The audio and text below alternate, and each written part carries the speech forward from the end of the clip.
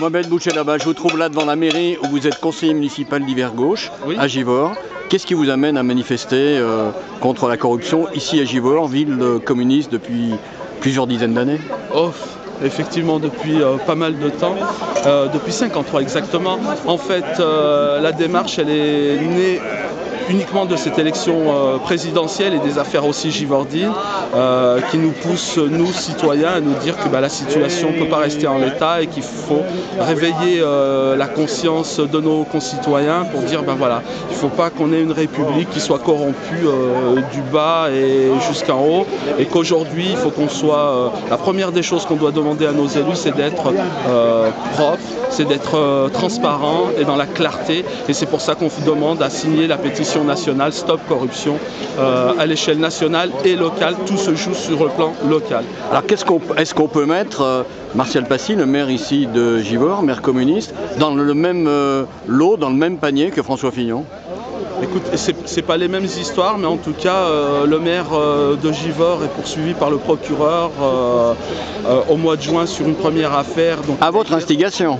Oui, mais par le procureur, effectivement. Moi, j'ai donné des éléments, mais c'est le procureur qui poursuit le maire en correctionnel au mois de juin, donc pour des faits de prise illégale d'intérêt. Ensuite, il y a une deuxième affaire dans laquelle aussi on a donné quelques éléments, mais on a donné des éléments au procureur, mais la CRC, il semblerait que la Chambre régionale des comptes a produit aussi des documents et qui poursuit pour beaucoup plus grave que cela, pour des détournements de fonds, pour de la prise illégale d'intérêt, du favoritisme, et je crois que j'ai même pas tous les éléments.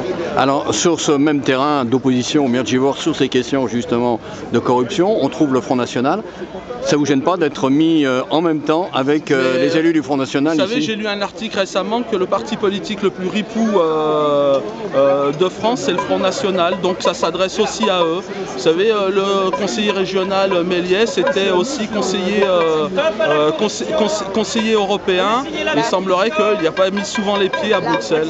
Donc ça s'adresse surtout et aussi à eux. Donc on met dans le même panier ces gens-là, et le premier parti à avoir des affaires et des casseroles est le Front National. C'est une bataille aussi de se battre contre des gens qui se disent propres, mais en fait ils ne le sont pas tant que ça. Donc c'est pour ça que nous, c'est un mouvement citoyen et non pas un mouvement politique. Alors, ultime question. Cette ville est détenue donc par la gauche depuis plusieurs années, vous l'avez dit, 50 ans. Vous n'avez pas peur que justement, vous, élus de gauche, en faisant tomber peut-être à terme le maire, vous fassiez que la municipalité ici passe un jour à droite?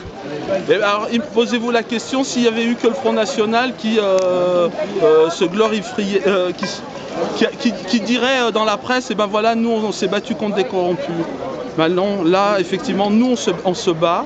On assume pleinement la bataille que nous menons, et je pense que bien au contraire, éclairer la conscience des citoyens sur le fait que les gens, un système est pollué et corrompu, ça fait participer et améliorer la conscientisation du peuple. Et je participe à cela. Et si cela, je l'amène jusqu'au bout, je crois qu'ensuite, les citoyens givordins pourront choisir en leur âme et conscience le parti, ou en tout cas ceux qui souhaitent, par qui ils souhaitent être gouvernés.